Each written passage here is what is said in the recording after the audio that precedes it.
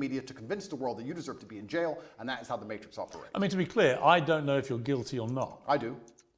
You're perfectly entitled to say that, and you know, right? Of course I know. But I don't know, and I will await any trial that comes to see what comes out in the trial and see what happens, right? So I'm not going to prejudge the trial. I'm not going to judge you and say, I think you're guilty. I don't know, right? We are where we are. You've been charged with serious crimes, and it's likely you'll face a trial, and we'll see how that all plays out, obviously.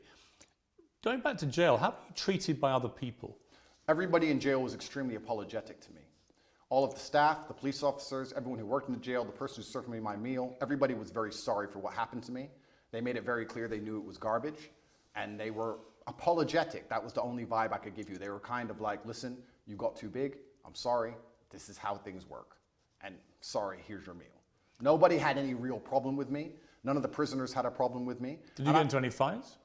There was a couple scenarios where violence could have occurred, but I think once people realize that violence is a certainty and that you do not operate under a fearful realm, they often aren't so interested. So people threatened you? I wouldn't say they threatened me, but they would have liked to have got the opportunity to threaten me. And what happened? And they realized that would have been a bad decision. And all in all... Well, what did you say to them? Because you don't speak Romanian, so... I didn't, you're right. I actually used a quote from Street Fighter. I said, I quoted Dowson, and I said, they do not understand the secrets of yoga fire, because I knew they had no idea what I was talking about. It was near the washing machines, and they looked at me like I was completely crazy, and they walked away. There's more than one person? Correct.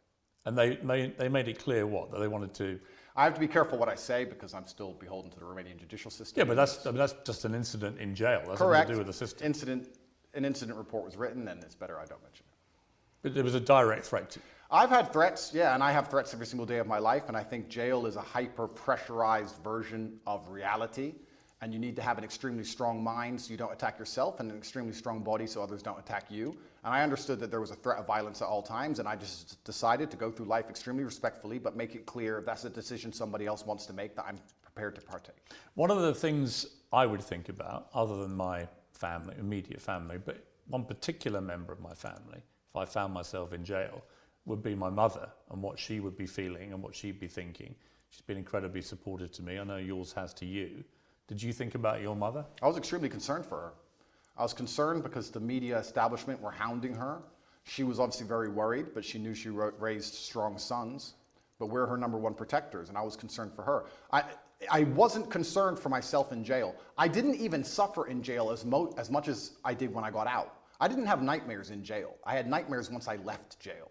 I was in the middle of a battle. I don't think you get PTSD while you're fighting. You get it afterwards. I was in the middle of a battle trying to make sure that everybody I love and care about is taken care of and trying to make sure that bills are paid. Please understand, the day I was arrested, which is a year ago, every single bank account that I have was frozen. All of my assets were taken. I haven't had a dollar of money since January. 10 cars taken, I think. 15. 15 cars and how many properties? 15 cars, 6 properties, 20 diamond watches, gold bars, cash, land, every single bank account, millions and millions and what millions was the of total dollars. value of everything they seized? 16, 17 million? Pounds? Yeah. And they took all of it. And I still don't have access to any of these things. I mean, as we're doing this interview, you're expecting to hear sometime today as to whether you may get those possessions back. Is it all or nothing? Do you get it all back or nothing? Correct. As we sit here, the judge is deciding whether I get all of my items returned or I get none of them returned. And truthfully, under the law, I should have never had them taken in the first place. So we're going to see what the judge decides. And I have to put my faith within the Romanian judicial system. I have no other choice. I'm not a coward. I'm not going to run. But let's not talk about the Romanian judicial system. Let's talk about the judicial systems of the world. I've recently seen some very scary decisions in America and England and these Western democratic nations. You see people doing 20 years for attending peaceful protests. So you start to sit and wonder when you're in these situations, what is a trial? What is a judge? What is this? These are just people in a room. Which peaceful protest are you talking about? There's been a few. And who's got 20 years for attending a peaceful protest? I don't want to say names. I saw it somewhere on Twitter. Somebody attended, I think it was a pro-Trump protest, and they ended up getting 20 years. Well, if you're talking about the January 6th riots, they were riots where people died. Well, it's interesting. They're not peaceful protests. Well, it's interesting because the world is actually very nuanced. And what I tried... Well, that wasn't nuanced. That was a huge mob of what people I tried to do attacking the US Capitol. Well, what I tried to do is I try to look at a broad spectrum of events, and I try to put things into a nuanced view, and I don't try and take a instant black or white point of view on things. And the fact that BLM were rioting and destroying the entire nation for months and during that exact week, and then some other people got together with an opposing political view and are facing serious prison time for doing less damage than BLM did.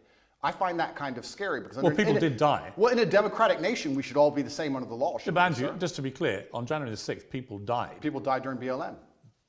I mean, there are certainly inconsistencies in the way groups of people have been policed. I think that's the same. That's the same whether you're talking about the BLM marches to the pro-Palestinian marches and so on, right? There's a lot of inconsistency. Well, then we agree. There's a lot of inconsistency in global policing, I think. I think that's a perfectly valid thing to say. But the idea that someone's got 20 years for being in a peaceful march is not true.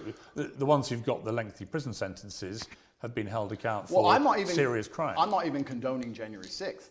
I don't even know the ins and outs of January 6th. I wasn't there. I'm not saying it should have happened. What I'm saying is exactly what you have said. There seems to be some massive inconsistencies in global policing now.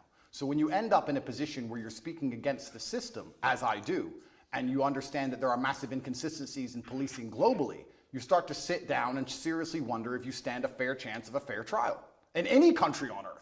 I actually have to give massive credit to the Romanian judicial system because a judge one day sat down and said, why are these boys in jail, and let us go. I don't know if I would have had a fair shot like that in many other nations. When you were released from jail after about 3 months, what was that feeling like? My brother and I were in the same cell at that time. We were extremely happy. I remember using the last of my mouthwash.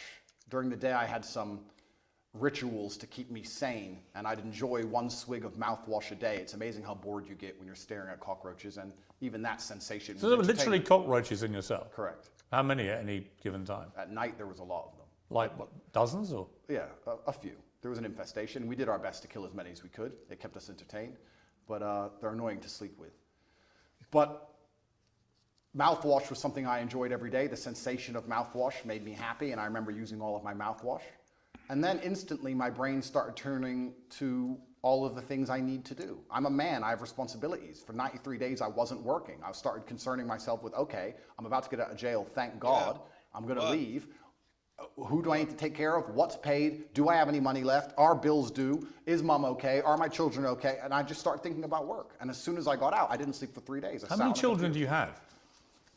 That's confidential. Why? Because I have enemies.